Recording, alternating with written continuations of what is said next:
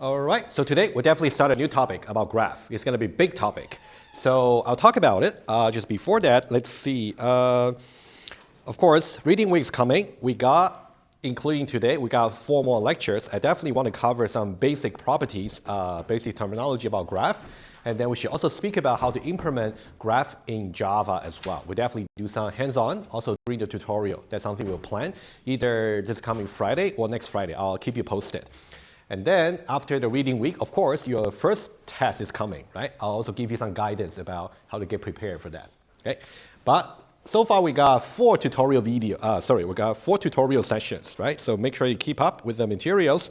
So very quickly, last Friday, so we did the exercises mainly on paper, especially about BST deletion. So far we did a very thorough review on how you can do deletions from binary search tree.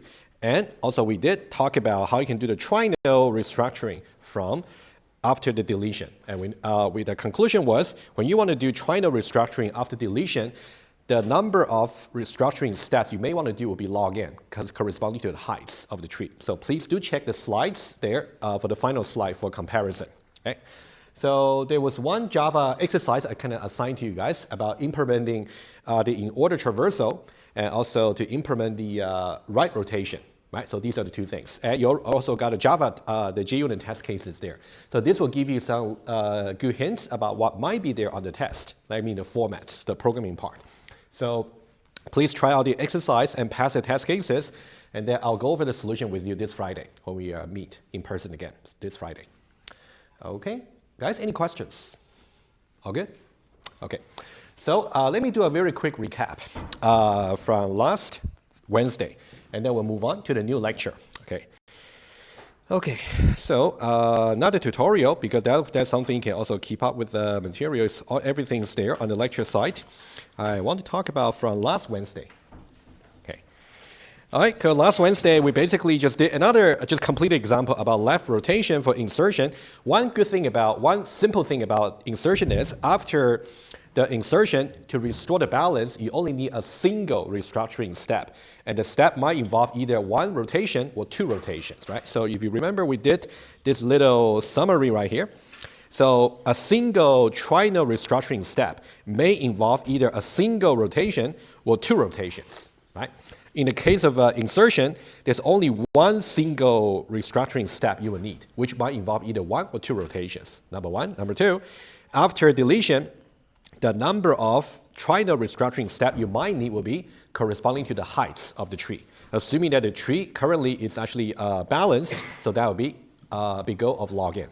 All right, so that's something you want to watch out for when you study the slides or the lecture notes. So we did the left rotation last time and also right rotation. So that's the exercise. I'll give you the solution a little bit later. So please do try it out. They are not difficult. You just got to make sure you know how to draw them. Also, when you study the slides, also pay attention to diagrams like this just to see how things work abstractly, not necessarily on a concrete level, like an example level, but at an abstract level as well.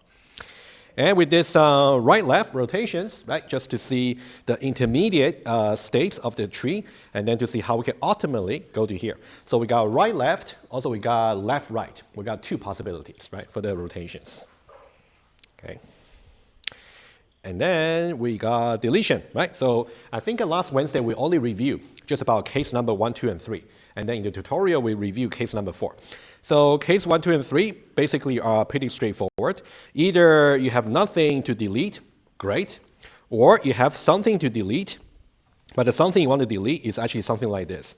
It's an internal node that has 2 external child. In that case, just get rid of it by turning that node into external. So as I said, maybe in your assignment number 1, I'll try to give you some programming task to really implement the insertion and deletion. I think that will be a nice way to really help you even understand even better about how deletion and insertion should work in binary search tree. Okay. And then case number 3 is just about when you actually have a node right here to delete, but it has one of its children being internal, in which case you have to do some replacement and then deletion, right? So you can review the notes about how that can be done abstractly. And for case number 4 that we spoke about in the tutorial, you can also review them. Okay, so for that one, I'll leave you to the details. that's pretty much it. And then, so guys, any question just about self-balancing trees in general? Good, okay. So please review the stuff if you find a need. Otherwise, we'll see how that goes.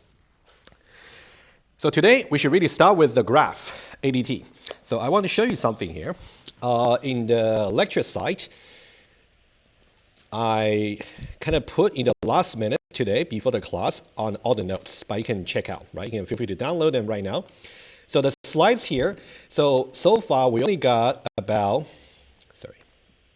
17-ish, but so don't worry. Graph is a very big topic. I'm still actually polishing my slides. So I think I do expect to be 100+ slides to go over. We have to go over many things about the graph. And also things like greedy algorithm, we can also see examples when we talk about graph algorithm. So there are many things to talk about. So we just go one by one. If you really intend to print the slides, I would suggest wait until maybe a little bit later in the semester, because this lecture here is going to last for at least until after the reading week, maybe a few weeks after. So definitely it's not a good idea to really print out the slides. That's going to be a waste of paper. But if you want to download a different updated version each time, feel free to do so. I will actually extend the slides every time when we need to cover new aspects about the graph. Okay. All right, so that's something just to remind you. And then let's now talk about graph. Okay, let's see. It's actually a very interesting topic, lots of things to talk about. So at a high level, this will be something we want to talk about, but may not be in the exact order, so we might mix between different orders.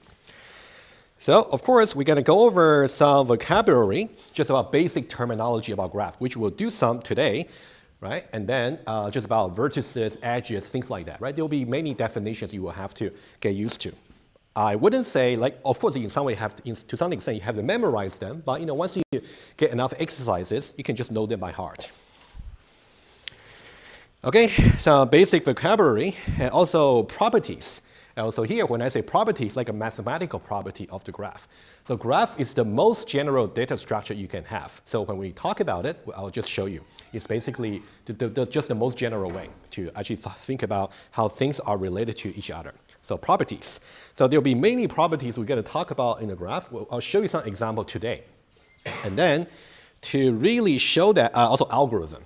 So we'll talk about maybe like a traversal algorithm, and also how you can find shortest path, minimum spanning tree. Oh, I do have a list right here. Okay, so traversals. The standard ones are depth first search and breadth first search. I think we'll start with the depth first search. We can do that hopefully Wednesday, if not towards the end of Wednesday. We can at least do one search just to see how things work.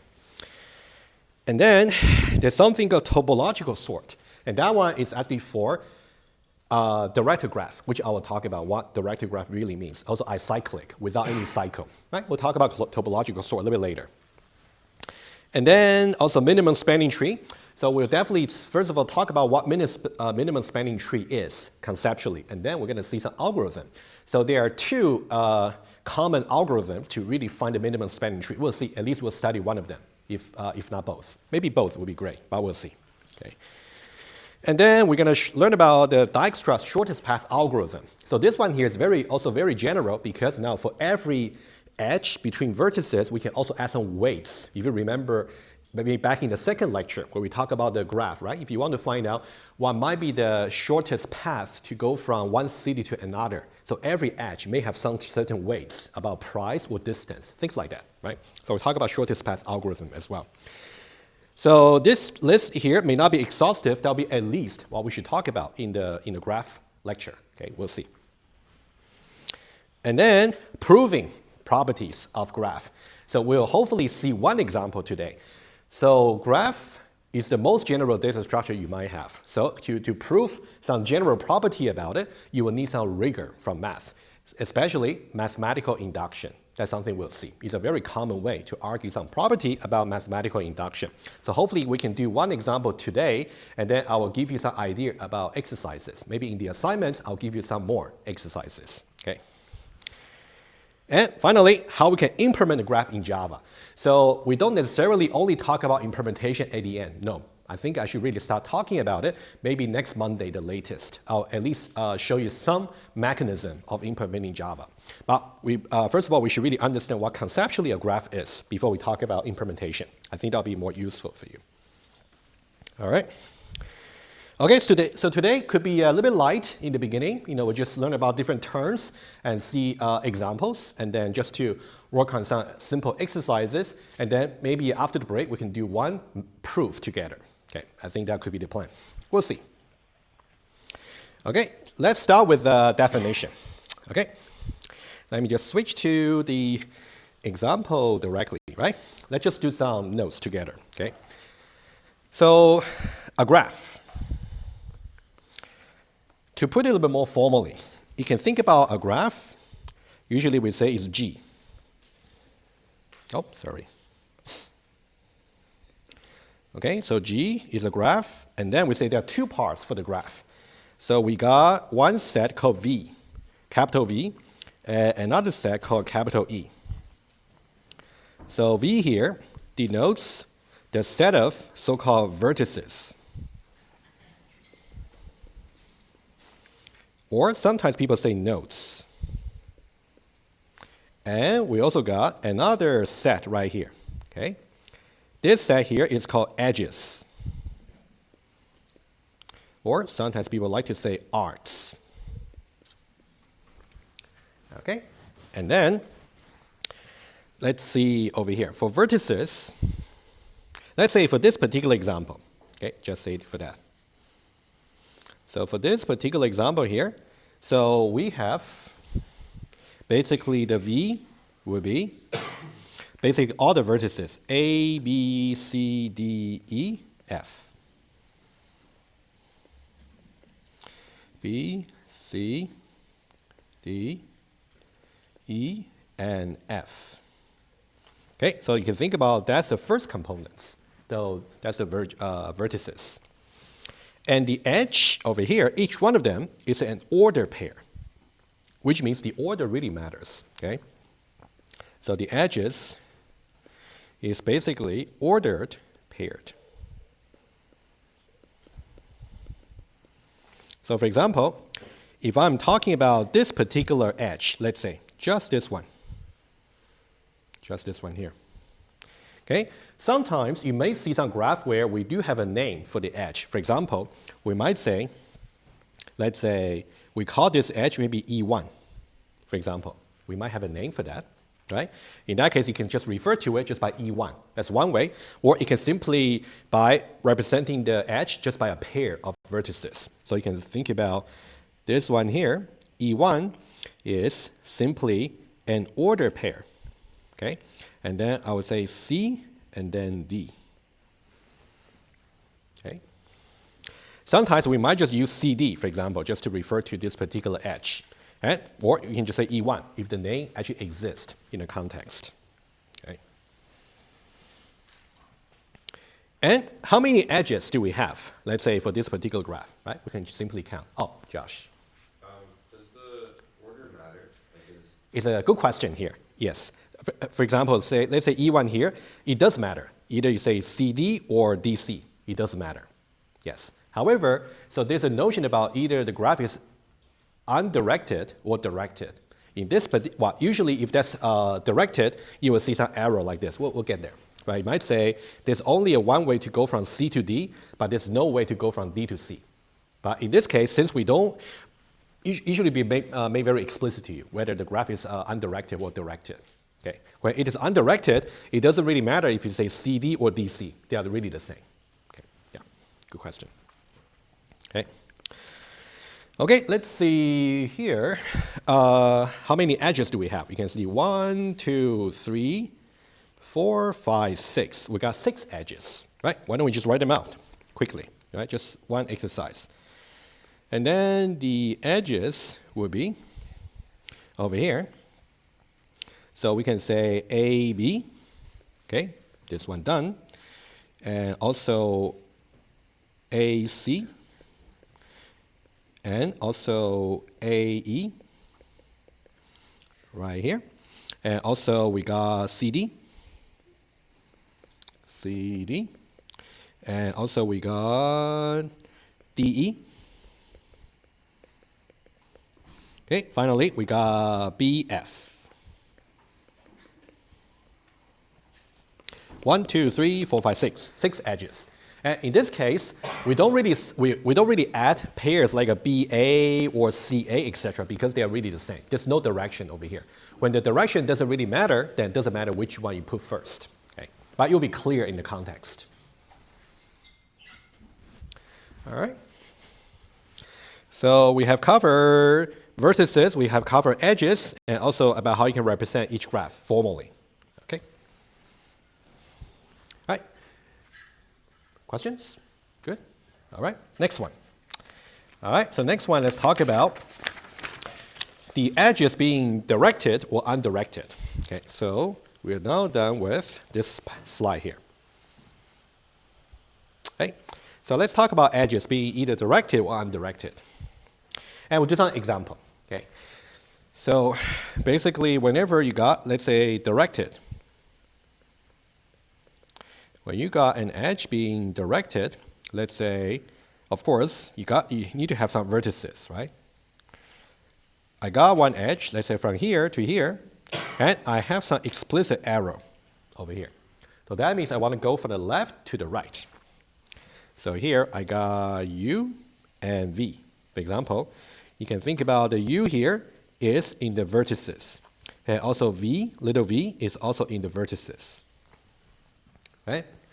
And the edge over here is UV. And VU doesn't exist.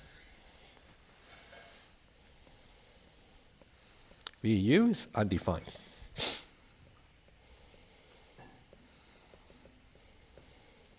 All right. But if I really want both ways to work, I might put something here. Okay? Or simply just simply leave no arrows, in which case implicitly that means both ways. Question? Yeah, so just a little bit of clarification. Yes. You said is the V supposed to represent vertices, or is it supposed to represent like the V? Mm-hmm. So the V here is a set of vertices, right? So you can see the U and V here. So they are part of the vertices. Okay, yeah. I just want to make sure because you drew them in the same way. Yeah, you can see the lower V and also upper V, right? So just be careful. Usually I'll try to draw the V to be a little bit bigger. So hopefully you can see that, right? Yeah. I do understand that. Yeah, just, usually when you read a textbook or a paper, right, the little v and capital V, you can distinguish quite easily. I'll try to be as explicit as possible. But anytime you got confused, just ask. Yeah. Okay, good. All right, so let's talk about this particular one. Let's define some terminology, right?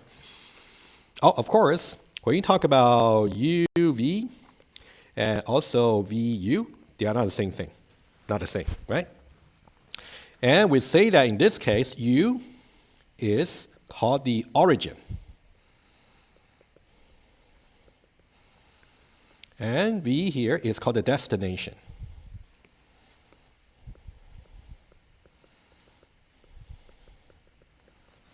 Okay. Yeah, I know most of you guys should be from engineering, so you didn't take a EECS 2001, right? But some of you may be from CS. In that case, you may have studied about, for example, deterministic finite automata, like a state machine. State machine is actually a very good example about, directed graph. Okay. Yeah, just an aside. Okay. Okay, so directed graph goes like this, and then origin, destination. And then we also got undirected. Undirected graph, undirected edge. Okay, so we might still have U and V right here, U and also V here, and then we simply don't put any arrows, okay, like that. It's like undirected, right? So in this case, UV and also VU really mean the same thing.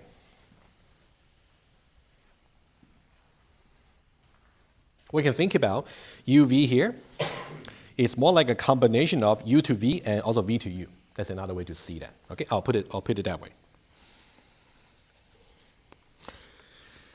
So this one here would be as if we got two directed edges. We got UV and also VU, bidirectional.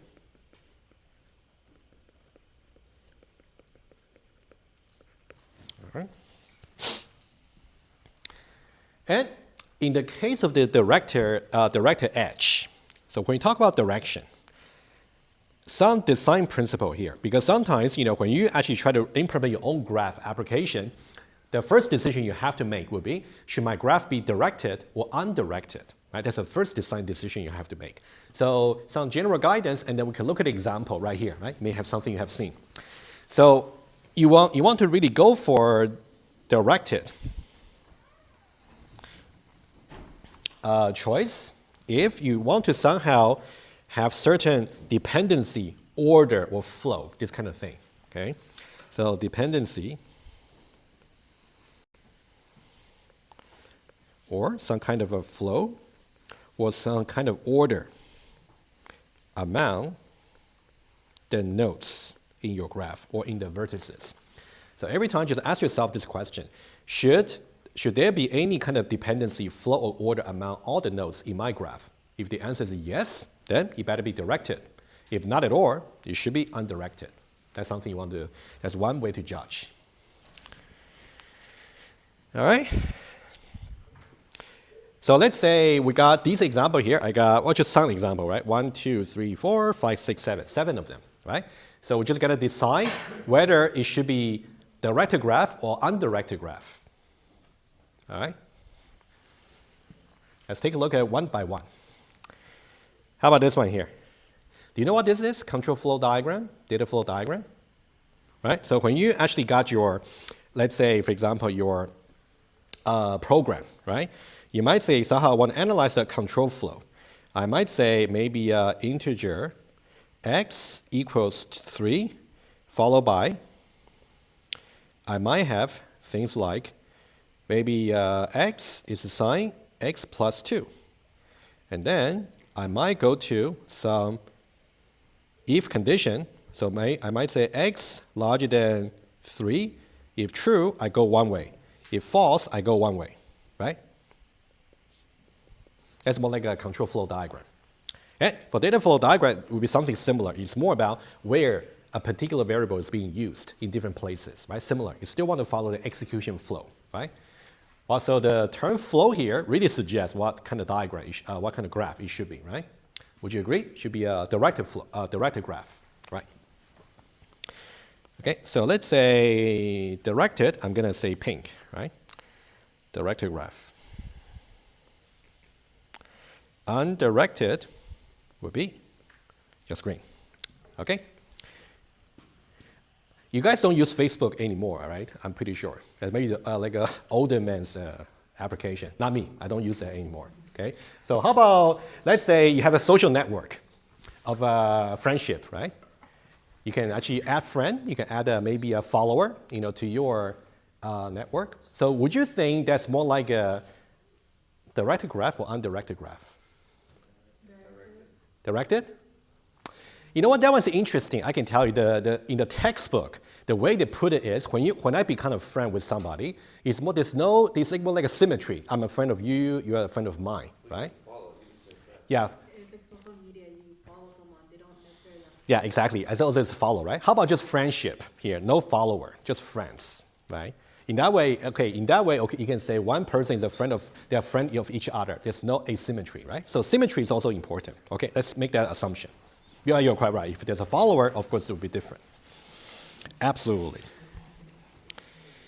Okay, so this one, we are really emphasizing about symmetry. Okay, and anybody drive, using a Google Map app, right? The graph. Should I be directed or undirected? This one is interesting, I can tell you. Also, it's more like a textbook explanation. They said if you talk about some map, right?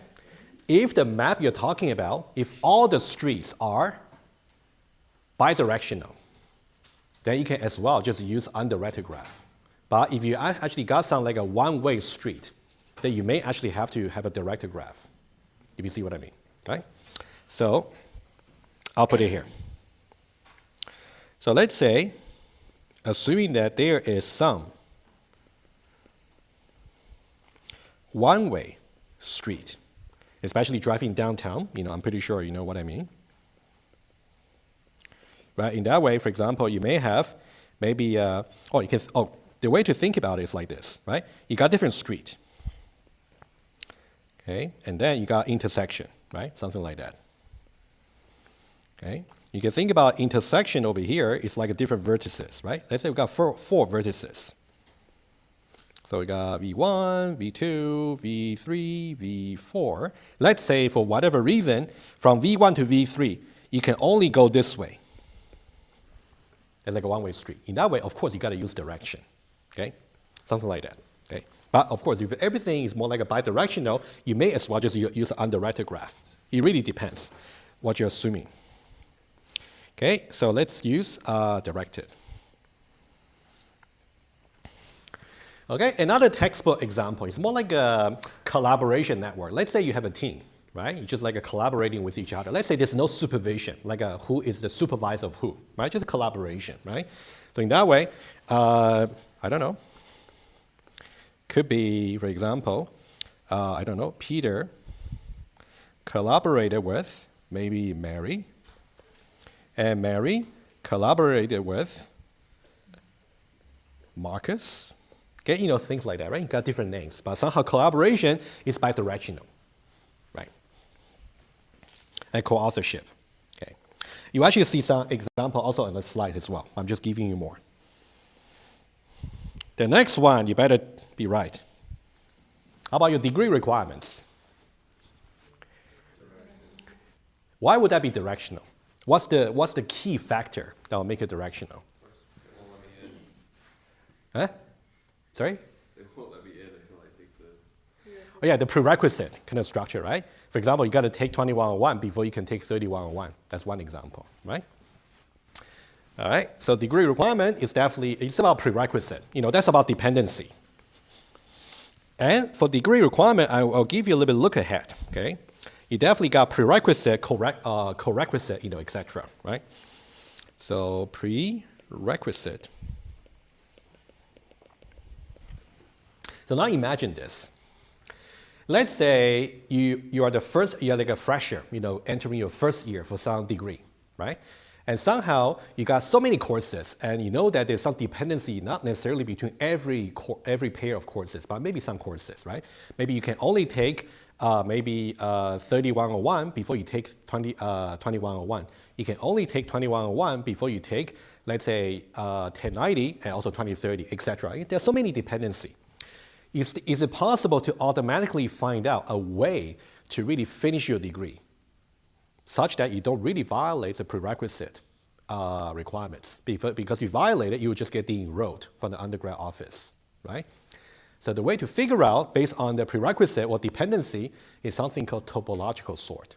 That's something we'll see, okay? So this is something we also gotta learn as well. So topological sort is going to give you a particular order of the vertices and edges such that you will satisfy all the dependency. Okay. Topological sort. Okay, I wouldn't give too many detail, but we'll definitely get there. Topological sort. Okay. All right, next one. How about web pages? Hyperlink. Directed, because you go from one page, you know, click on that, you go to another page, right? It's definitely direction, right? Sometimes you may not be able to link back, not necessarily. What about the back one? Oh, it's more about just just the web pages themselves, not really about the browser. You talk about different things, right? Good point though. Yes. All right. Of course, sometimes you may have a cycle, right, to go all the way and then back to the original page. All right, it's also directional. Okay, the last one, I gotta admit, I don't know much technical details about it. Protein interaction network is undirected in the sense that if you got two proteins, if one interact with another, it's vice versa. It's kind of a symmetric. Okay, symmetry here is the key.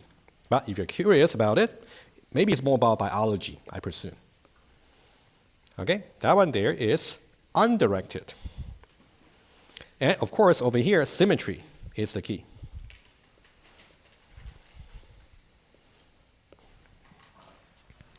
All right.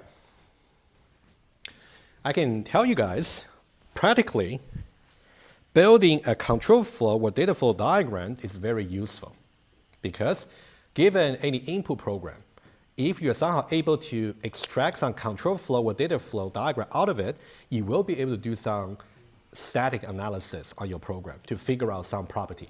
Okay, but anyway, that's something you can look into. But just got different graph, right? You can see these are just a very small number of applications you can build out of graph. So graph is really the most general framework for you. Okay. Okay, let's talk about a little bit more from the slides. All right, so edges. Okay, this one here, we don't need to go for iPad, just very quick definition. So you may have heard about this self-edge or self-loop. Okay, so if you got an edge, we'll simply go from you to itself. Okay, it's a self-edge. Okay, so maybe that one there I can write down for you. Okay, so if you got a self-edge or self-loop, okay, so that means you go from one vertex u to itself. Okay, just like that. Okay, and then another one is called multiple edges or parallel edges. Multiple or parallel edges. So these are more like exceptional cases where you do allow things like this. You might have, let's say, u to v here. You might have u to v appear another time. If we do see that example, I'll show you more, but just by definition. It is possible to say I go from u to v. I might allow this particular edge, and I might allow another edge from the same origin to the same destination. Maybe I want to associate maybe different weights about different alternatives. For example, I might say this one here may have a weight maybe x, and this one may have a weight maybe y, right? So, of course, to really implement this, you might need a different data structure, to store that edges, right? Some implementation concern. Right, so we talk about self-loops and also parallel edges. Why are we talking about this? Because there's a notion about a graph being simple or not simple. Okay? There's no graph called complicated graph, by the way. You either say it's a simple graph or not simple graph. Right? When it's not simple, you don't say it's a complicated graph. There's no such term. Okay? So here we define a simple graph. Oh, sorry. A simple graph is basically a graph without the self and parallel edges. Okay, so these two are excluded, they are disallowed. When you don't have any scenario like this or this, then you say that it's a simple graph. Okay? And a graph is not simple if you got either. Okay, so when you say a graph is not simple,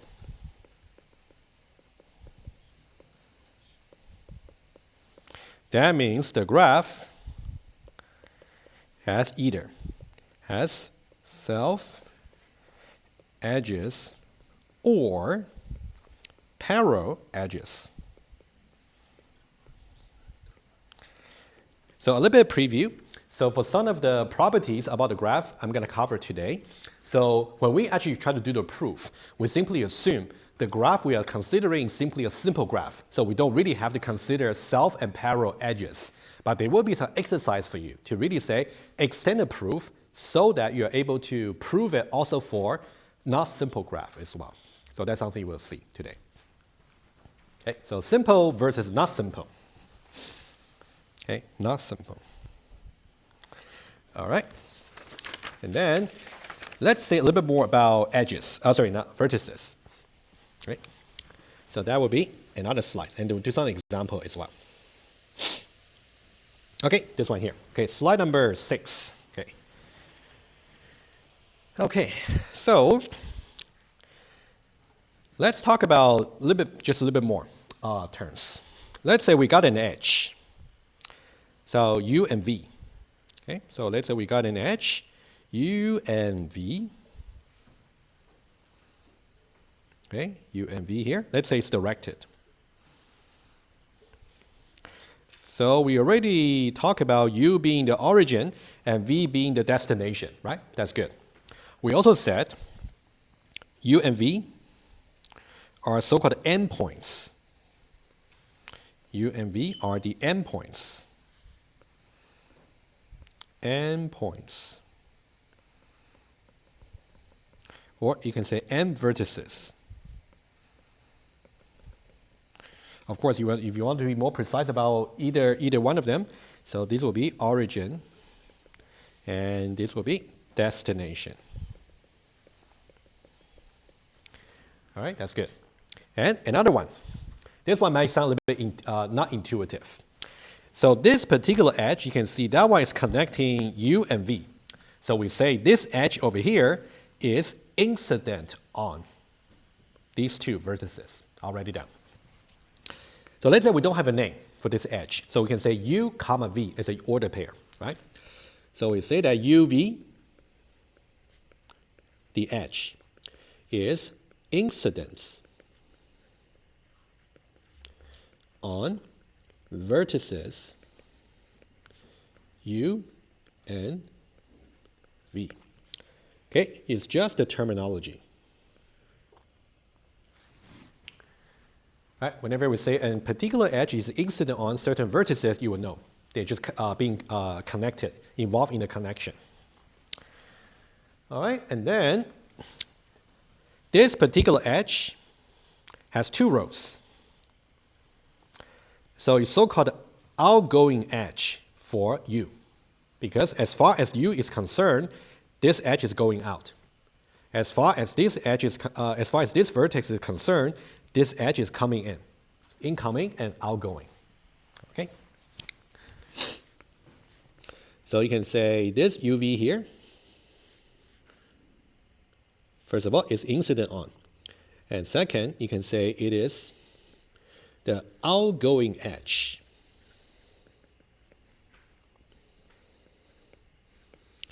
of U. Outgoing edge, because you can think about it just going here, right? On the other hand, symmetrically, it is the incoming edge of V. Incoming edge, right? You can think about it's going incoming, okay? Incoming, outgoing, right? And we're going to see a little bit about incoming, outgoing. Just make sure you understand the terms precisely. We can prove some mathematical property about it later. Okay, the final term, and then we'll do some exercises together. The final term is about a degree of a vertex, okay? So, and that's really what the title is saying here, degree, okay?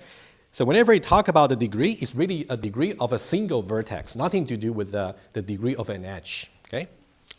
The degree over here would be the number of edges incident on that particular vertex. The number of edges incident on a vertex. Just count number of edges connected either to or from that particular vertex. In the case of the directed graph, we also try to somehow distinguish between in degree and out degree. Okay, I'll put it here. In the case of undirected graph, you just say degree.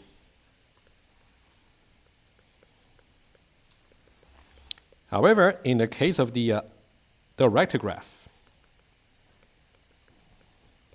you would say something called in degree versus the out degree. Okay, so we'll see that as well. Okay, there will be some property to prove. Yes. Is that incident on terminology, does it apply to directed graphs and It does apply to both, actually. Yeah, you can think about incident on, it's just about whether the edge is connecting somehow the two vertices. Okay. So does the order of the phrasing matter when it's directed? So if I'm saying it's incident on, do I have to say UB specifically? Oh, I see what you mean. I would say it's a very good question here. So I think that this one here is just about the connection, right? So I would say yes, if the edge itself is directed. So you better say U and V. So that would kind of suggest which one is the origin, which one's destination, right? Yeah, good. All right, let's do some exercises quickly, okay? And then we'll take a short break. Actually, let's do the exercise here. I'll show you a bit more examples on the slide, and then we'll take a short break. That'll be good. All right, so what will be the n vertices of M? M is right here. MB, right? That was easy. Okay, very good. Not supposed to be difficult, right? Okay, AB. Okay, outgoing edges of A. N, O. Incoming edges, just Q, right? That one I can answer for you. That one's easy, all right? Okay, so edges incidence on A. Okay, would be basically all the edges that somehow get connected to or from, right? All the edges. So that'll be this, this, and this. M, O, Q.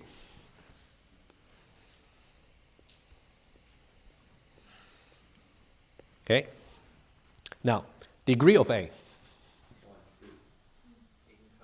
1, 2? What do you mean 1, 2? It should be a single integer. Oh, you're talking about in degree and out degree. That's what you're thinking, right? Okay, how about just degree? When we say degree, it's more like a combination of the both, right? So it should be 1, 2, and 3. But you're also right. When we say 3 here, is a degree. At the same time, you can say the in degree of A is equal to 1. And also the out degree of A is equal to 2. Out degree, these two. In degree, this one. All right, integers. Yeah? For the edges incident on, does self-loops count for that? Self-loop definitely also counts. Yeah, so for example, let's say if you got a self-loop like this, I can do that. Yeah, no problem. So let's say we have this one here. If I got another edge over here, let's say it's called X, right? In that case, you would say X is incident on B and B, right? It's a self-loop. The edge will be B to B, right? So does that mean it counts as an incoming and an output? It will count as an in and out at the same time. You will double count. Yes, exactly. Okay, one moment. So this one here, you would say X incident on B and B. Okay, question? Do we only double count it when we're talking about in and out degree, or do we also double count it when we're talking about like degree as a whole? You will count, actually, that's a good question. Let me address that one when we do the proof. Okay, but definitely, let's say when we got from B to B, right? In that way, you definitely have to count for in degree and out degree for once, one for each. But when you actually count for the degree, you should really count twice as well. Yeah, that's something we'll see for the proof. Okay, a little bit later. Good. Yeah, you guys asked a very good question. Good. All right. Let me just show a few more slides and I'll take a short break. Okay. So let's see here. Okay, we got vertices over here, and then the exercises we just did.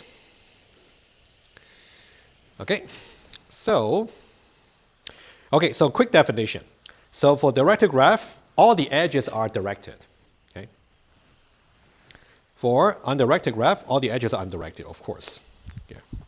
And then also mixed graph. Some of them are directed, some of them are undirected. It's possible to have a mix.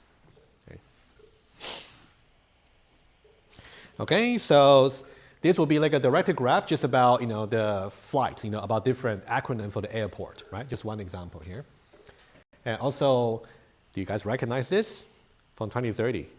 Inheritance diagram, right? That one there should be directed because you got superclass and subclass, right? Should be directed. And in this particular case, it's also a tree. That's something we'll talk about a little bit later, okay? A tree is a graph. A graph is not necessarily a tree. That's something we'll see later. And then, okay, just on subway graph, subway map. I wanted to show Toronto, but that one might be too simple, so I didn't want to show it. Okay, but this one might be more exciting to show. Okay. All right, so co-authorship. You know, that's more like a textbook example, right? Just where you collaborate with your team members. All right, good. Why don't we take a very short break? I will take attendance. After that, we'll talk about some property. Okay. All right, so we got actually 3 properties to go over. So let me just go over them, and then I will try to show the property on some concrete example just to see how they are verified. And then we try to prove formally one of them. Okay, so that'll be the plan for today. Okay. So let's just take a look, right? So it's going to be from slide number 13 to 15. Okay, so that'll be it for today. So on Wednesday, we're going to continue with the terminology a bit, and then hopefully we can do some searching as well, like a traversal. All right, so this one here, let's take a look. Okay, the first property. Okay, so we are making some assumption. Let's say we're given a graph, you know, with the vertices and also edges. Oh, by the way, so if we see the vertical bar, that means cardinality. Okay, that's something I forgot to mention, but let me just mention that right away. Let's say here. So we talk about V and E, right? So that's the component for the graph. Sometimes you may want to know what's the size of the vertices, also what's the size of the edges, especially we are interested in some running time running time analysis later. Okay, so over here, you would say the number of vertices. So the vertical bar here is the cardinality. Well, or just the size, like how many. So the size of the vertices will be 1, 2, 3, 4, 5, 6. And the cardinality of the edges will be, so basically count 1, 2, 3, 4, 1, 2, 3, 4, 5, 6. Also 6. Just happen to be the same. Okay, so when you say vertical bar, that means the cardinality of the set. Okay, so let's now move back to the property. Right here. All right. So we talk about any graph you're given with some arbitrary vertices and also arbitrary edges. And we say the number of edges is simply n. Right here. Okay. And we assume that the graph is simple. What does simple mean? Do you guys somehow remember? What do we not have in a simple graph? Some loops and parallel edges, right? Okay, for now we are going to exclude them, disregard them from our proof. But these two shouldn't be an issue for this property here. I just want to get rid of these, exclude these two temporarily, just make our proof a little bit easier to understand. Okay, so simple and also undirected. Okay, like this. Okay, so this is a property. Okay, sigma, right? It's not difficult to read. Okay, we're saying that we're trying to sum up the degree of all the vertices where V is a member of the set of vertices, right? So you can think about the V here is really the V here, right? The set of vertices. And then we're just saying take all the vertices. In this case, it will be vertex A, vertex B, vertex C, etc., all the vertices. And then we say that for each one of them, we're going to calculate their degree and sum them up together. The result is going to be exactly 2 times the number of edges. Okay, why don't we just verify that? This M here is just number of edges. Okay. This property here is actually very general. It applies to also the not simple graph as well. But in the case of the directed graph, sometimes people don't like to really talk about just the degree for a particular node when you actually got directed edges. They would like to separate between the two. That's why we got a second property. But we'll get there. Why don't we just try to verify this, right? So to verify that, why don't we say we got vertex And also we got degree. So we got vertices A, B, C, D, E, F. A, B, C, D, E, F. Degree of A, 3. Degree of B, 2. Degree of C, 2. Degree of D, 2. Degree of E, 2. Degree of F, 3. Right? And if we add them up together, 3, 5, 7, 9, 11, 14. How many edges do we have? Okay.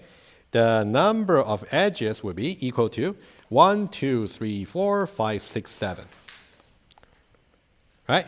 So this is exactly equal to 2 times the number of edges. Of course, in the claim, the number here is also n. Right? I'm just trying to verify that, right? So this holds on this particular graph. Of course, we are scientists or engineer. You should not be satisfied just by a simple example, right? You got to prove it formally. That's something we'll do today. Okay? How do we prove it? We're going to use something called mathematical induction, right? So this will be our very first example using mathematical induction in the course. We shall see that quite often, okay, when we try to prove some other algorithm, okay? But we'll do that together, right? So let me just go over another 2 properties, and then we'll come back to prove this, okay? So we'll come back to here. We'll prove that together. Second property. So we're still assuming a simple graph right here, but it's now directed. So for the directed graph, that's simple. We're trying to distinguish between in degree and also out degree, right? You can see we got in degree versus out degree. This one might seem a little bit more intuitive somehow, right? Because we're saying that you're basically got 2 sigma here. 2 sigma. And the sigma is trying to go over all the vertices. And we're saying that when you consider the in degrees for all the vertices, and also the out degrees for all the vertices, they will add up to be the same number, somehow. Intuitively, you can think about each edge here, because it's directed. So this one will be counted as in degree for one vertex, but it will at the same time be counted as out degree for another vertex. Right? That's kind of intuition, but we can also prove it. Okay? But why don't we just show it informally? Okay? So let's now do the following. So we got vertex, and also we got in degree, out degree. So let's say we got vertex, okay, and also we got in degree, and also we got out degree.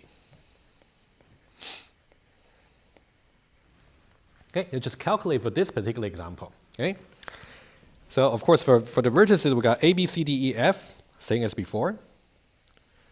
A, B, C, D, E, F. All right. So now in degree, how about just calculate in degree for each one of them first? Okay. In degree for A would be just 1, right? Only incoming.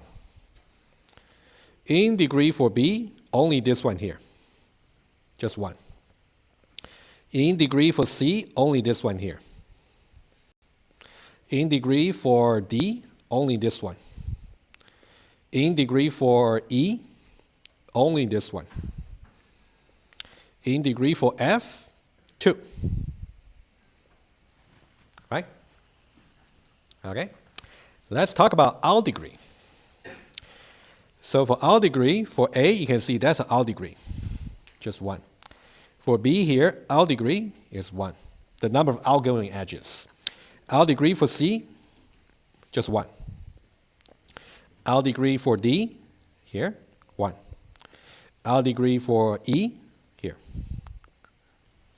just 1. And, oh, I'm pretty sure I do something wrong, right? Okay, let me undo. Okay, beg your pardon. D here, out degree is 1. Which one did I do wrong? A. Oh, yeah, exactly. Thank you. Yeah, good. Thank you for correcting me. 2, right here. Okay? And our degree for E will be 1. Absolutely. And our degree for F will be 1.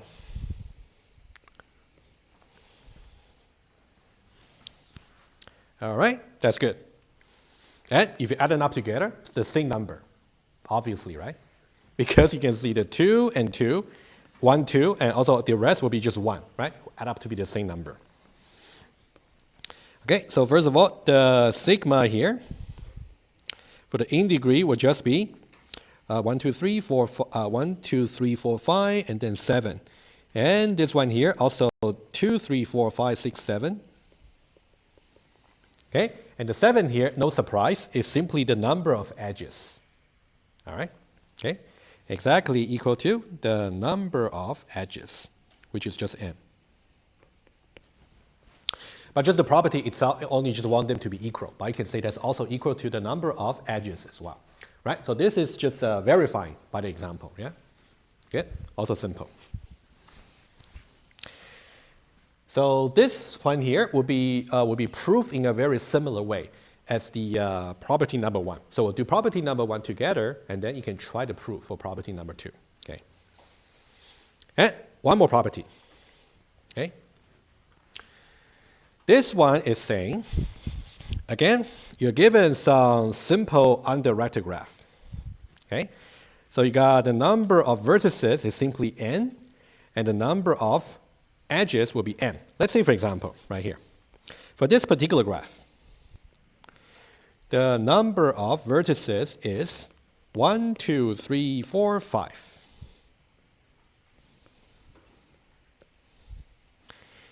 And the number of edges will be, I can tell you, is 10. We'll verify that. Okay, it's 10. Of course, we can verify right away.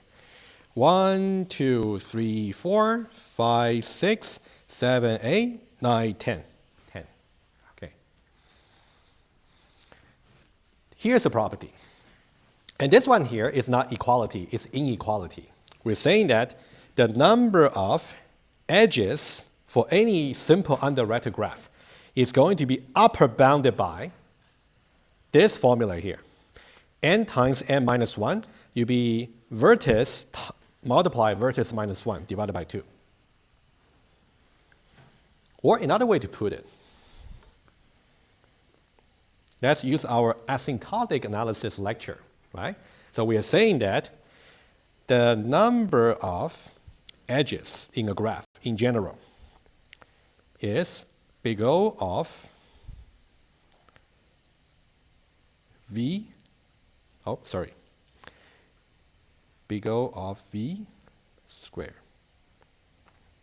And I can, number of edges, right?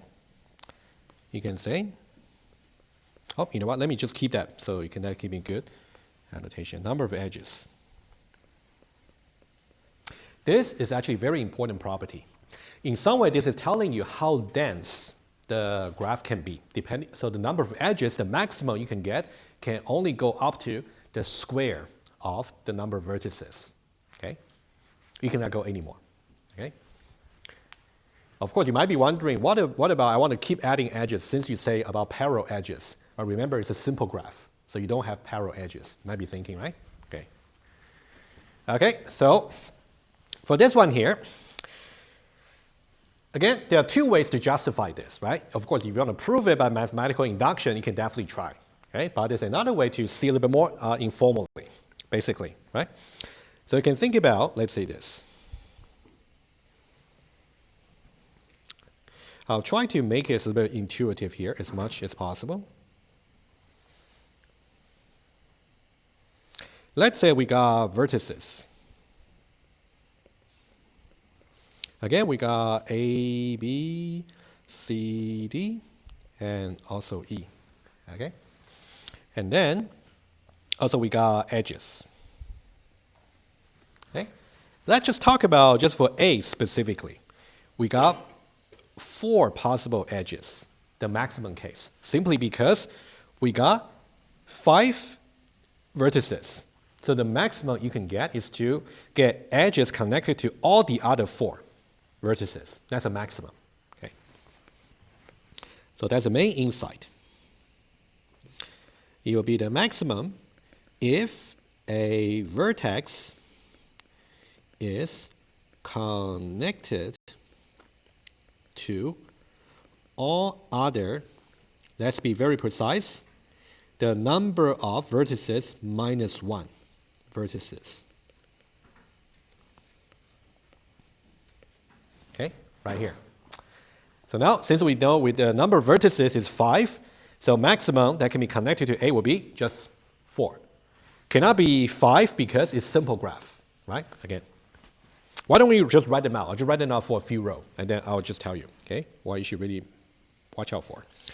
So this one here could be, for example, AB and AC, AD, and also AE. Okay, so why don't we just do one more row, okay, and I'll show you the inside. And let's say we try B here. Similar idea, so it can be maximum 1, 2, 3, 4, connect to all the others. So start with B, BA, and also BC, BD, and also BE. Right? You can see over here, AB and BA. Two edges. Right? BA and AB, right? But they really should be considered the same.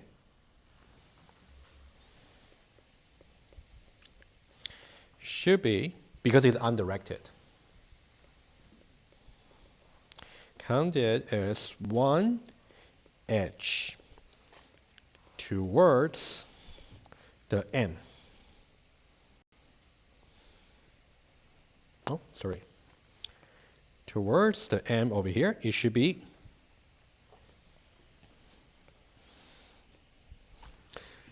so basically you can imagine that in order to fill out the entire table, right? We know each row over here, if you think about right here, so this one here is really the number of vertices. And for each row over here, it's going to be exactly the number of vertices minus 1. Right? So what will be the size of this particular matrix for all the entries? It will be this times that. But we know that somehow these two edges should be counted as only 1 towards the final answer for M. So we should divide by 2. Right? So that's really the reason. All right. So that means overall it should be V here multiplied by V minus 1 and then divided by 2.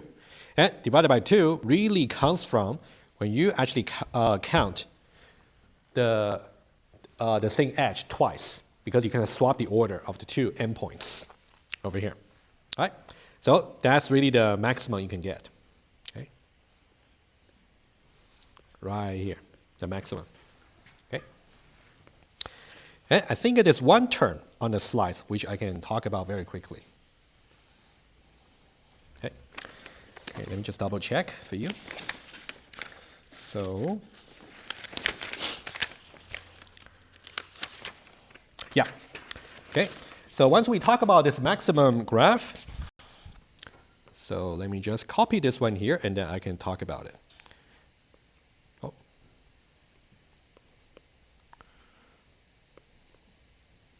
Okay, I want to copy that. Okay, so here, good. Okay, there we go. So given this property over here, and then we talk about a special case.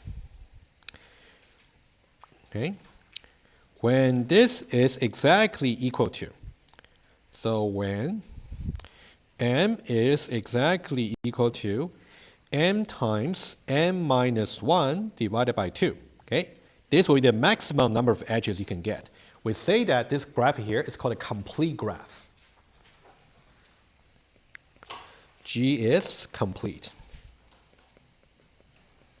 And this term definitely makes sense. That means you can achieve the maximum number of edges you can have. Okay.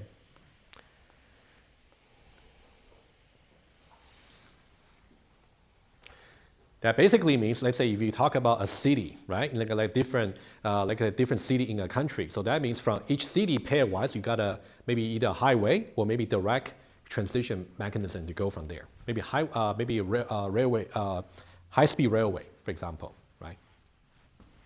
Anyway, complete graph.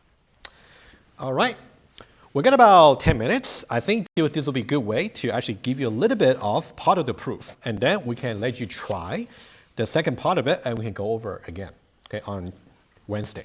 Okay, let me start you with. Okay, the first property. Let's say we want to prove it. This will be also a very good way, simple enough, so we can also review all the necessary steps for mathematical induction. All right, let's see that. Okay. To start with, this is our claim. We want to prove.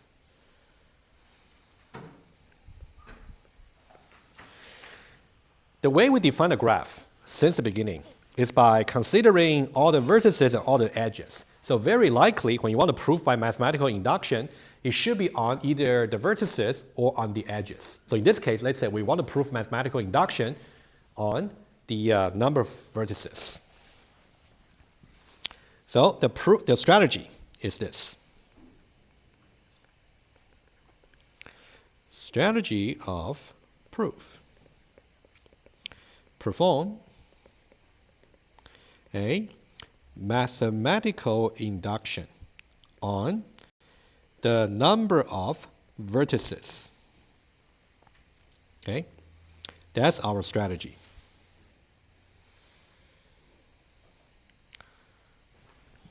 Okay, we can even make another assumption to say the graph is not empty. If it is empty, you can also easily show that the property here is true. But let's not worry. Okay, why don't we just add an extra assumption? Non-empty. Okay. So basically, there are 3 steps for mathematical induction. Number 1, show the claim holds on a base case. And base case, well, pretty much like how you show proof mathematical induction on tree.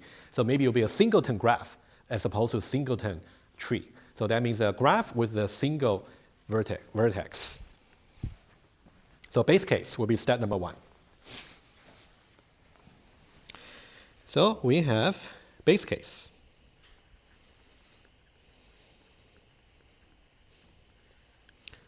So we have the number of vertices will be equal to 1.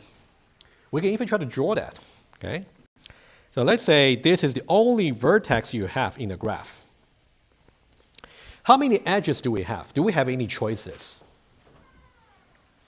Given that it's simple, can the number of edges be 1? Definitely not, right? Because you don't have self-edge. Otherwise, you would not be simple anymore. So in this case, the number of edges would just be 0, right? In that case, the number of edges would just be 0. Okay? And then, in that case, there's no edge. What is the degree of x? 0. Good. Like it. Good. Okay, let's now try to actually rewrite that claim. So what we want to have is sigma over here. So little v, okay, should be in the set of all vertices. So now we only got one vertex. It's a singleton set. So it's a set with just x. Right? I'm just instantiating that set. And then I want to calculate the degree of little v. And because there's only one member in the set, so I can get rid of sigma. It will just be just the degree of x, which will be 0, which is equal to 2 times the number of edges, which we know is also 0. All right, so base case is proved. Easy. Okay? Second step, we ought to state the inductive hypothesis for certain value. Okay? So the second one, inductive hypothesis.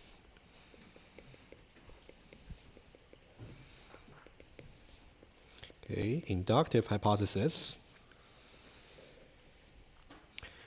Okay, you're basically going to copy down really just a property there, but you want to make some restriction on how large the graph is. And since we are talking about performing induction on V, so why don't we say it's the number of vertices would just be K, just some positive number that's larger than 1. Okay? So let's repeat the property here.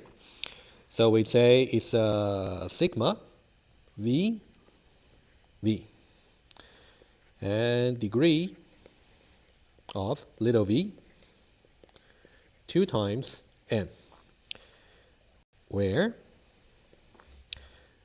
the number of vertices is equal to k, but it's larger than 1. Right? So we talk about not a base case, at least 2 basically, right? All right, so that one's very important because at some point when we want to argue about some strictly larger graph, we have to use the inductive hypothesis. Okay, if you don't use it, then that means your proof is there's something wrong with your proof. Okay, so let's now just highlight this. And then what I want to do is let me spend just 1 or 2 minutes. Right, that's about the time we have left. Okay, last step is this. Okay, so here we are assuming that we actually got the number of vertices being k, right? And what we should do is we want to say by extending the graph just by 1 node, are we able to hold this particular property?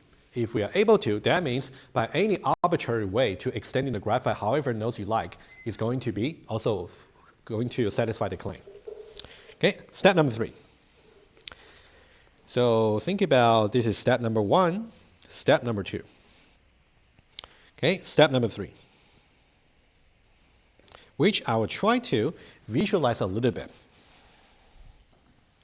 Let's say we have like a cloud. And this actually like a cloud way of thinking about what you have already got is very important. You just want to have some abstract idea about what's already there you can assume. Okay, and this abstract cloud is based on your inductive hypothesis. Okay, so this is like a graph. A graph. Based on the inductive hypothesis, we have a graph that looks like this. Okay, we don't need to know exact shape, just know some property about it. That'll be enough for us. Okay, so what do we know about this particular graph? We know that that one there has k vertices.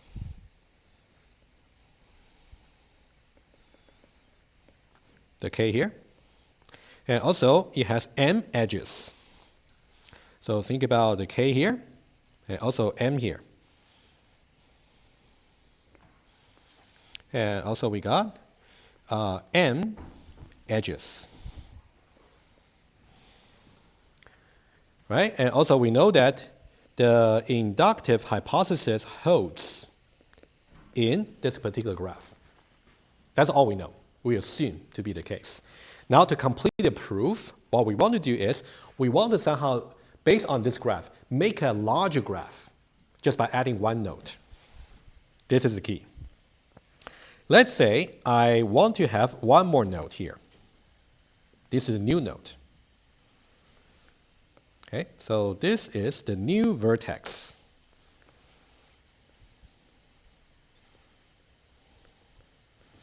Call it y. Okay, so I'll write down what we are doing here, and I'll give you a little bit of hints. Okay, so we try to make a strictly larger graph with k plus 1 vertices.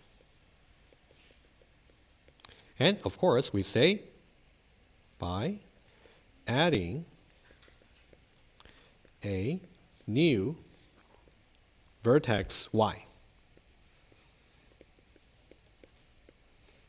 All right, so the y here is really the y here. And because here we got k, ultimately we should get k plus 1. But now the question is, how can y be connected? How can y be somehow connected with the existing graph somehow? And once it gets connected, how do we count the degree? How is the degree value going to change? Okay, that'll be the hints. So guys, let me just use 30 seconds. Okay, so I think we are basically about 70% done for this particular proof over here. So what I want you to give a try, right? It's okay to get stuck, right? This is our very first example. How can you really argue in the most general way to think about how this particular node can be added to make a larger graph like that? And this larger graph over here do have some connection of edges between y and certain existing node right there. But let's say you want to make the case as general as you can, and then how would you argue about the changes on the degree sum? And then make the ultimate proof work. All right? So try to really go from here and see if you can complete that last part of the proof. I would say that one is the most creative one you have to make right. Okay? Thank you so much. And then on Wednesday, we'll continue from here and do maybe some traversal. Okay? Thank you.